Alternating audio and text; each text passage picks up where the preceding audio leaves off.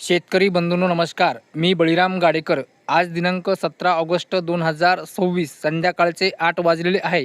तर आज आपण दिनांक 18 ऑगस्ट ते दिनांक 30 ऑगस्ट या कालावधीमध्ये राज्यात एकूण पावसाची काय स्थिती राहील त्या संदर्भात आपला सविस्तर असा अंदाज देत आहे.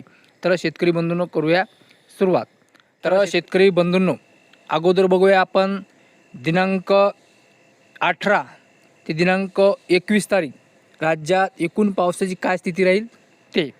तर शेतकरी बंधूंनो इथे तो आपला महाराष्ट्र या टप्प्यामध्ये जर इथं बघितलं तर आपल्याला इकडे कोकण विभाग आणि घाटमाथा इथेच एक 18, 19, 20 आणि 21 ऑगस्ट या कालावधीमध्ये हलक्या ते मध्यम सरी पाहायला मिळेल.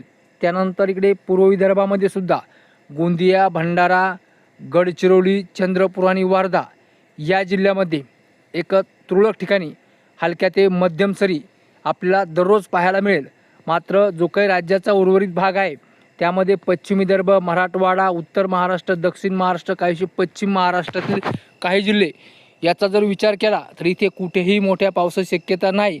एक तुरळक ठिकाणी हलक्या ते एखाद्या ठिकाणी मध्यम सरी होईल. म्हणजे हलक्या म्हणल्याच्या नंतर पेंडवणी आणि मध्यम म्हणल्याच्या नंतर चांदणीतून असा पाऊस होईल. यापेक्षा मोठ्या पावसाची शक्यता तर नाहीच. त्यानंतर दिनांक 22 ते 30 ऑगस्ट या कालावधीमध्ये सुद्धा जर तुम्ही इथे बघितलं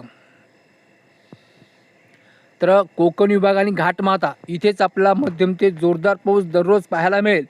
त्यानंतर पूर्व विदर्भामध्ये सुद्धा 22 ते 30 ऑगस्ट या कालावधीमध्ये मध्यम ते जोरदार पाऊस पाहायला मिळेल.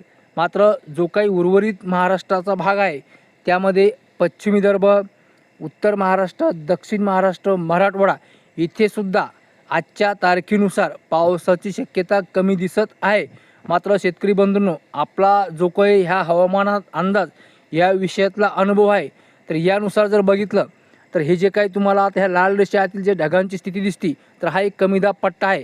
आणि जर हा जर पट्ट्याची जी वाटचाल जर बघितली एकूण कुणा आलं आहे तर आपल्या बंगालच्या समुद्रावरून हे असं इकडे ओडिसा, छत्तीसगड, झारखंड, पश्चिम बंगाल या मार्गे असं इकडे आपला हे छत्तीसगडमध्ये असं आलेला आहे. आणि इकडे MP तसेच जेव्हा उत्तर प्रदेश आणि इकडे याची वाटचाल अशी आहे.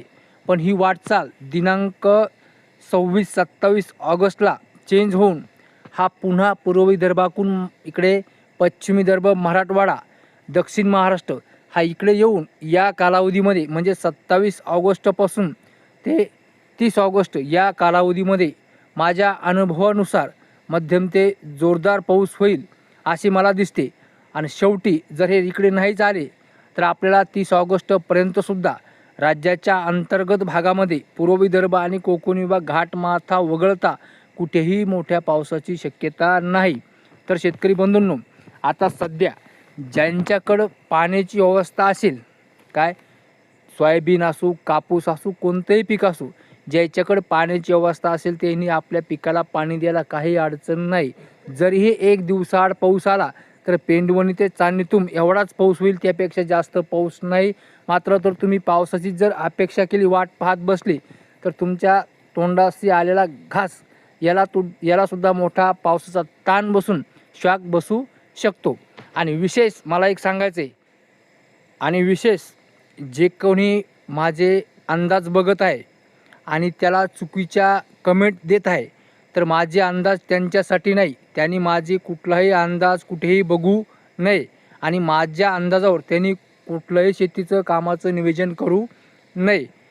फक्त ज्यांचा माझ्या अंदाजावर विश्वास आहे त्यांनीच माझे अंदाज बघावे.